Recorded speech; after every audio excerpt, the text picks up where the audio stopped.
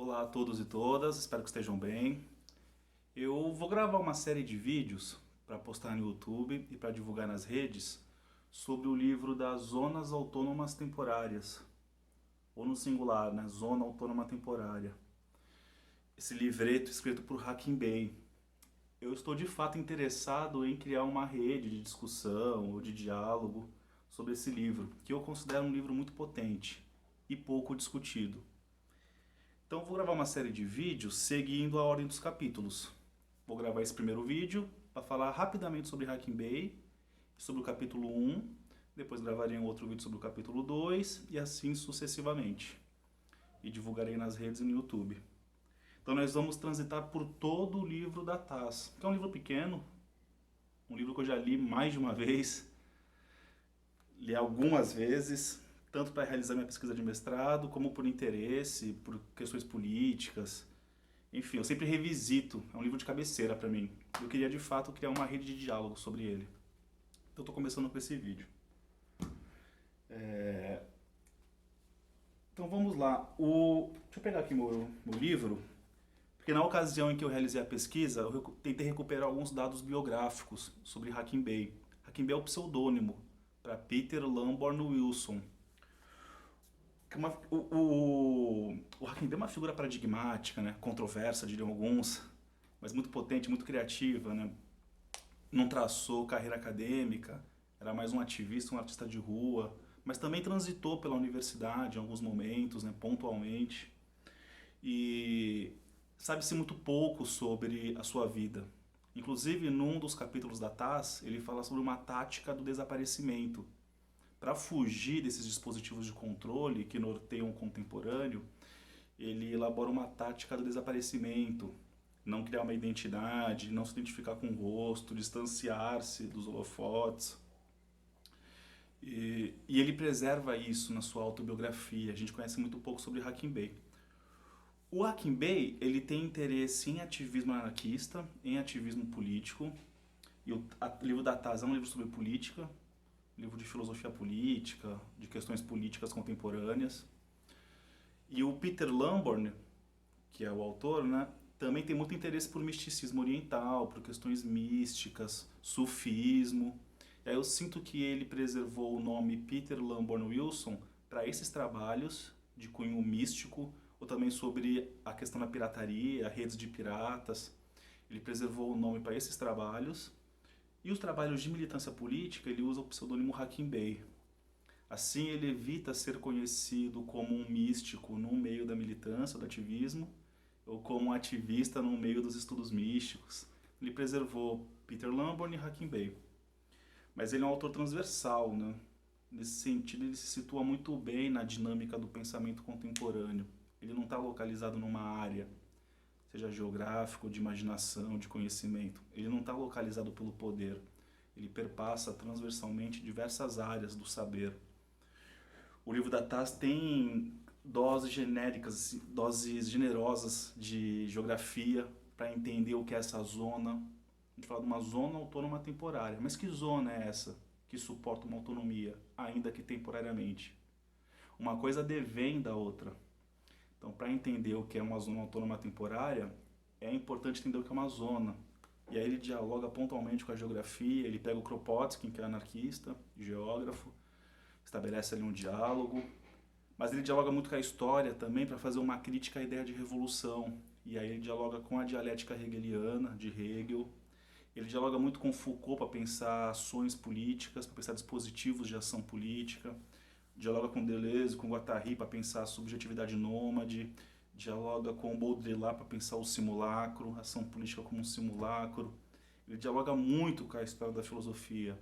Muito. Um pensador transversal de fato.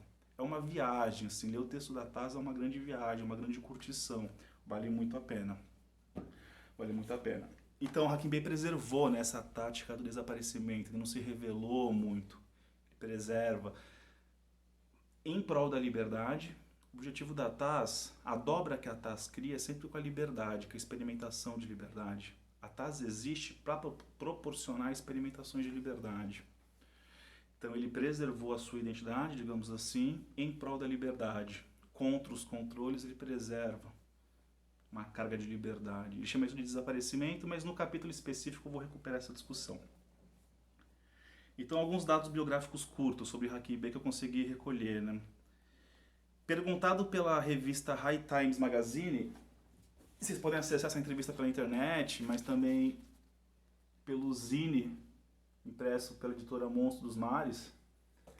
Perguntado pela revista High Times sobre sua origem, Hakim Bey respondeu rispidamente o seguinte: a informação padrão, que é tudo que eu falo, é que eu era um poeta da corte de um principado sem nome do norte da Índia, que eu fui preso na Inglaterra por um atentado anarquista à bomba e que eu vivo em Pine Barrens, Nova Jersey, em um trailer da Airstream, tradicional marca americana de trailers.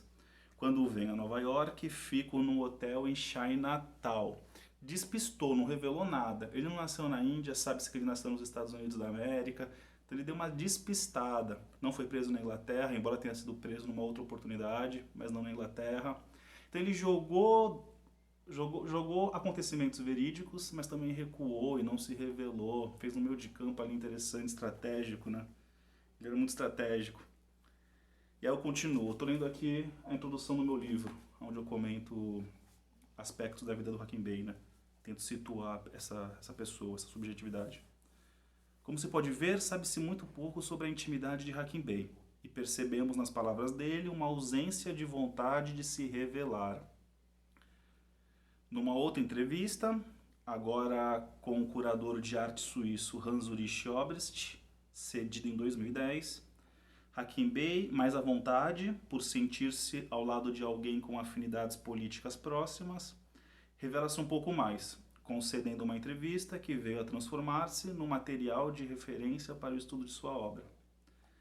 Nessa entrevista, Hakim Bey revela o seu nome de origem, que é Peter Lamborn Wilson, como eu já disse, sendo Hakim Bey seu pseudônimo. Sua data de nascimento é 1945 e o local de seu nascimento é Baltimore, Estados Unidos. Ele revela também que começou seus estudos em História em 1965 na Universidade de Colômbia, mas logo desistiu do curso para partir numa longa viagem pelo Oriente Médio.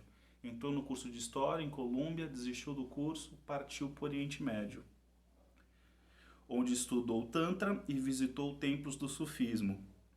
Daí a origem dos escritos de Hakim Bey sobre sufismo e sobre mística oriental, que são muito interessantes também.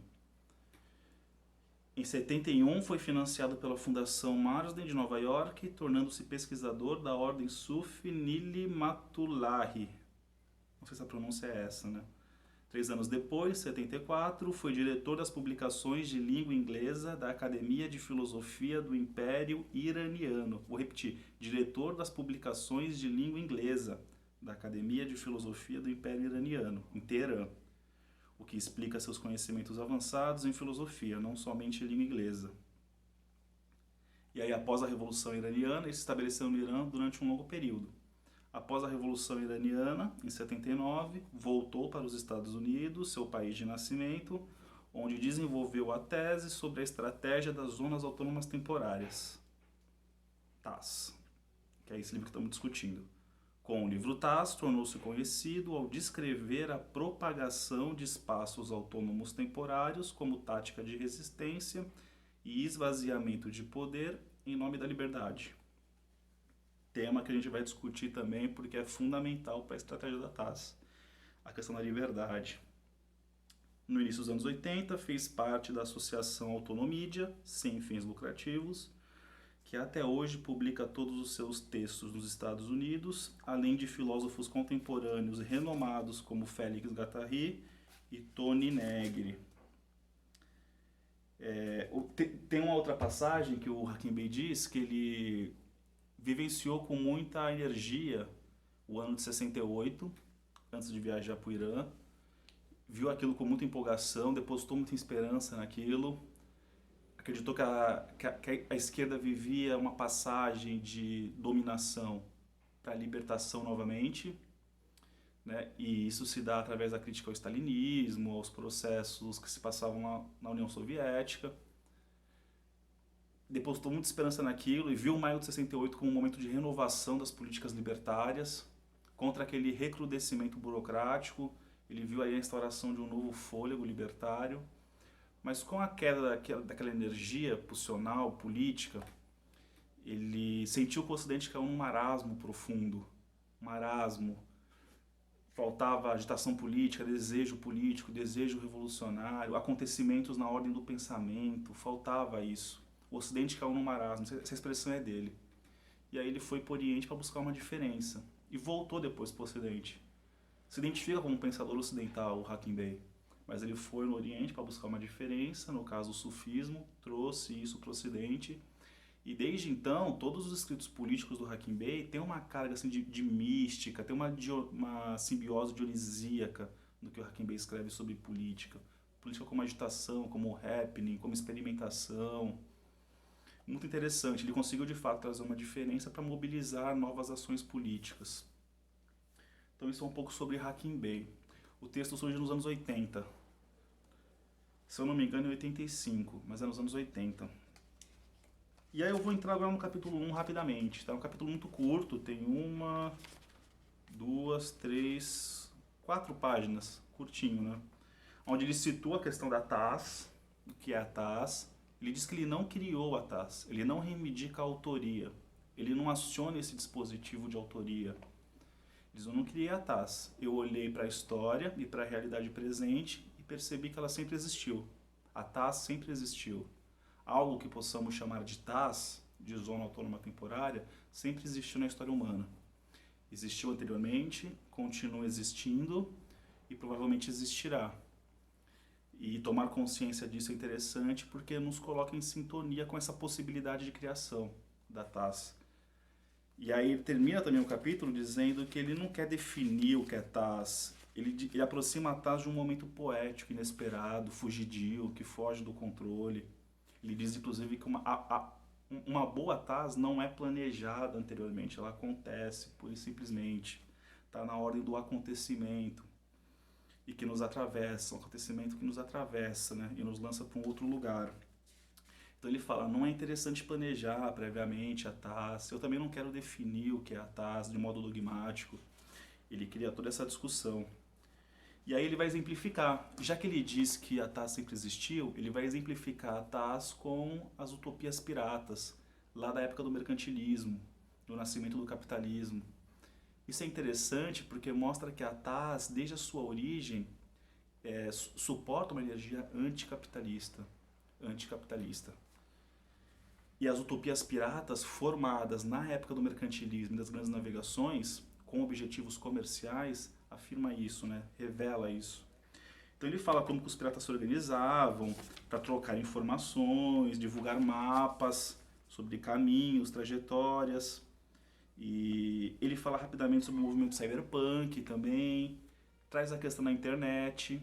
Lembre-se que o texto foi escrito na década de 80, então ele tinha uma visão muito rudimentar do que é a internet. Mas ele lança esse debate, né? Ele fala, o que seria a internet? Um espaço de controle? Né? Que tipo de convivência humana a internet suporta? Relações humanas permeadas pelo controle ou permeadas pela liberdade? E aí ele lança uma segunda pergunta. Pode a internet ser uma grande zona autônoma temporária? E aí ele caminha por uma resposta positiva num certo momento, mas depois ele revê esse seu posicionamento, quando ele descobre as grandes corporações que na época disputavam a internet.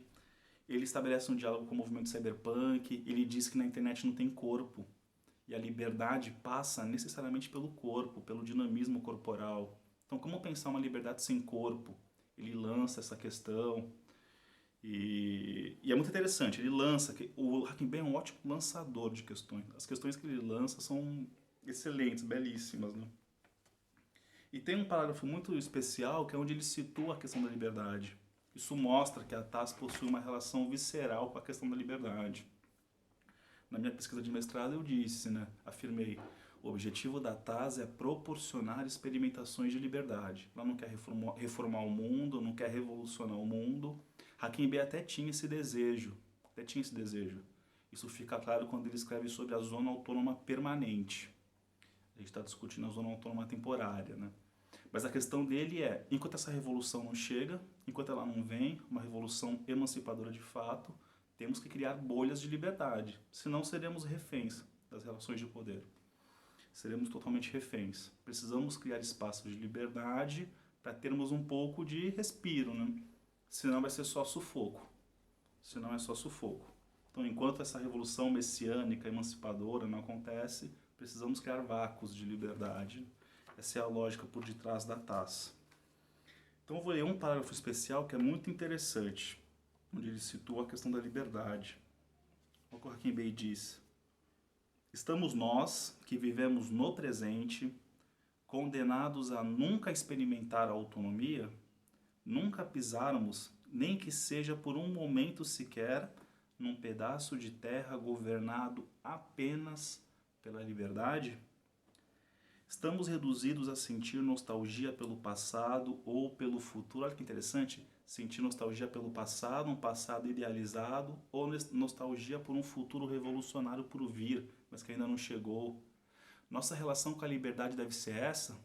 Anular o presente, nadificar o presente em nome de um passado idealizado ou em nome de um futuro por vir? Devemos esperar até que o mundo inteiro esteja livre do controle político para que pelo menos um de nós possa afirmar que sabe o que é ser livre? Olha só, precisamos nos libertar de todas as formas de poder, de todas as relações de poder, para que pelo menos um de nós saiba o que é ser livre?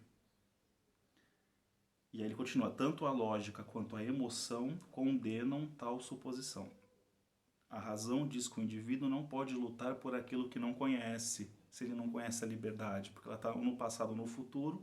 Como que os indivíduos hoje vão lutar por liberdade? Não se luta por algo que se desconhece. E o coração revolta-se diante de um universo tão cruel, a ponto de cometer tais injustiças justamente com a nossa geração, dentre todas da humanidade. Recupera aquele ponto principal. Precisamos esperar que a humanidade inteira seja libertada, emancipada, para que apenas um de nós saiba dizer o que é ser livre. Se nós pegarmos o Catecismo Revolucionário do Hakim Bey, do Mikhail Bakunin, pegarmos o Catecismo Revolucionário do Bakunin, que é um dos grandes nomes do anarquismo, e um dos primeiros nomes, depois de Proudhon, talvez, o grande nome do anarquismo, lá no Catecismo Revolucionário tem toda uma discussão para saber se o Bakunin é o autor desse texto mesmo, né? Mas vamos supor que seja, ou que pelo menos esse texto seja um marco importante da história do anarquismo. Lá tem a afirmação de que um homem só poderá afirmar que é livre no momento em que a humanidade inteira for emancipada. Se existir pelo menos um escravo na face da terra, a humanidade inteira sofrerá dessa escravidão. Lá tem essa afirmação. Quando o Hakim Bey lança essa questão, e o Hakim Bey conhece muito a história do anarquismo, porque ele se identifica com as políticas anarquistas de algum modo, e parece uma provocação direta ao Bakunin, essa lógica de raciocínio do Bakunin, que é a defesa de um reino da liberdade, né? Hoje nós não somos livres porque a humanidade está escravizada. E se um ser humano estiver sendo escravizado, por consequência lógica, toda a humanidade também é refém dessa escravidão. Então ninguém pode se dizer livre. Isso está lá no Bakunin. Parece que o Hakim Bey está fazendo um contraponto a isso. E o objetivo da TAS é justamente esse. Permitir que algumas pessoas se reúnam para ocupar um espaço de terra ou de imaginação, um espaço qualquer, refrear as relações de poder. Lembrando que o poder é uma relação, podemos afirmar isso com Foucault, onde existem pelo menos dois corpos se relacionando, ali já existem relações de poder, mas a ideia é reunir alguns corpos, refrear as relações de poder entre esses corpos para proporcionar uma experimentação de liberdade. Mas esse dinamismo é temporário. O poder vai reaparecer internamente, ou então surgirão relações de poder externas que vão capturar aquele experimento. Aí a TAS se desfaz e ocupa um outro lugar, se forma de um outro modo. Ao invés de ir para o combate reativo, isso seria um devir reativo, a TAS não cai nesse lugar da reação, ela se escapa e se cria num outro lugar. E cria-se de um outro modo. Por isso que é uma zona autônoma temporária. Hakim Bey também fala de uma zona autônoma permanente, de uma zona autônoma sazonal, que está entre a permanente e a temporária, né? Então, por exemplo, festivais que acontecem num mês todo ano. Festa junina acontece em junho, mas todos os anos. Então é temporária porque não acontece o ano inteiro, acontece só durante um mês. Mas não é só temporária porque se repete todos os anos. Então está entre a temporária e a permanente. Ele chama de zona autônoma sazonal. E tem a zona autônoma proibida. A proibida é a que se choca com as leis diretamente, né? Inclusive das tentativas de criminalização desses experimentos libertários.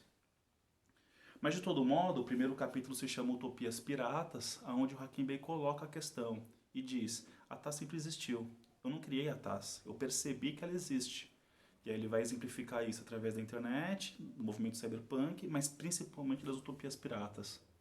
As redes de informações, né, que os piratas criaram. O que Hakim Bey chama de um conclave livre. Um conclave livre que os piratas conseguiram formular ali. E vale lembrar que o Hakim Bey, com o nome de Peter Lamborn, publicou um livro só sobre utopias piratas. Muito interessante também, recomendo a leitura. Mas nessa série de vídeos eu vou me focar mais na TAS. Porque eu acho que é uma estratégia potente para o nosso tempo, para o tempo presente. Acho que nós devemos levar a TAS mais a sério. Tem alguns limites, algumas limitações. Podemos questionar qual é de fato a efetividade de uma zona autônoma temporária. Ela é capaz de causar curto-circuito na sociedade capitalista? Qual é a potência da TAS em última instância? Podemos refletir sobre isso. Mas no quesito proporcionar experimentações de liberdade, eu acho que a TAS é um dispositivo potente, potentíssimo. Eu gosto de pensar a TAS como um dispositivo. Dialogando com Foucault, eu afirmo a TAS como um dispositivo de resistência. Então esse foi o primeiro vídeo. O segundo vídeo vai ser sobre o capítulo 2, que se intitula Esperando pela Revolução. Esse capítulo é fantástico, porque é onde vem a crítica à revolução. E poderíamos ler isso apressadamente e dizer: nossa, Hakim Bey é reacionário, então? Se ele é contra a revolução, ele é reacionário? Mas é muito interessante entender o raciocínio por trás dessa crítica, a ideia de revolução. Mas isso é tema para o próximo vídeo. Um abração para todos e todas e até lá.